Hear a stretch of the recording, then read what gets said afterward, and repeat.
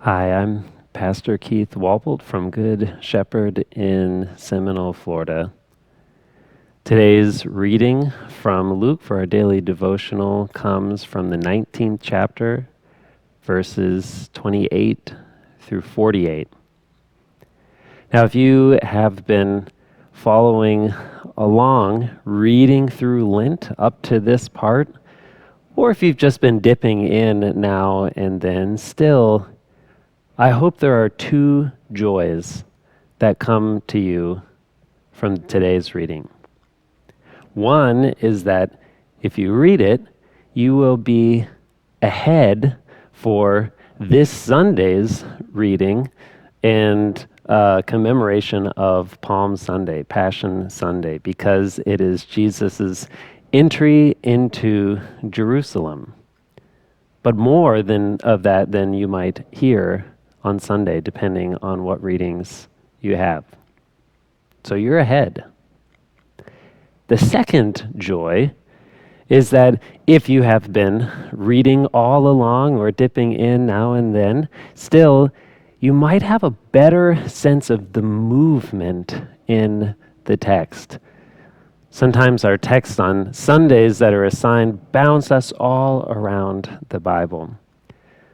But reading Luke through, you might start to see the movement. Jesus has been moving towards Jerusalem.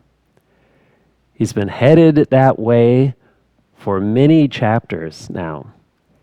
And finally, he arrives. When he does, you can almost feel the inertia. You can feel the inevitability of Jesus arriving in Jerusalem, like nothing can stop it. It happens because it has to happen. It has to happen not because we deserve it, but because God wills it. God wills that this happens, that Jesus arrives, and in the process pulls all kinds of people and even inanimate objects together into this story. Jesus tells his disciples that he will ride in on a colt, and he even tells them where to find this colt. It will be tied up, and they're to go, and they're to take this colt that has never been ridden on before. And he tells them if people ask, which they do, "What are you doing?" He tells them, "The Lord needs it." And now, whosever colt this was is maybe willing, we don't know the backstory, maybe unwillingly participating in this moment. When Jesus arrives, people begin coming to the road where he's riding in on, throwing their cloaks down on the ground, a sign of the arrival of a king. How much do they know and understand? I don't know. But they cry out. They welcome Jesus. Some Pharisees there that warn Jesus, "You should have them be quiet." And Jesus says, if they were, the very stones would shout out. Even the rocks are in on it now.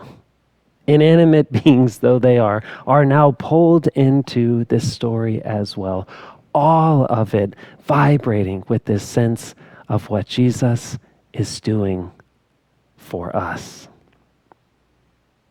And I probably won't be the first person to tell you that although we are a couple thousand years after the event, we too get pulled into it.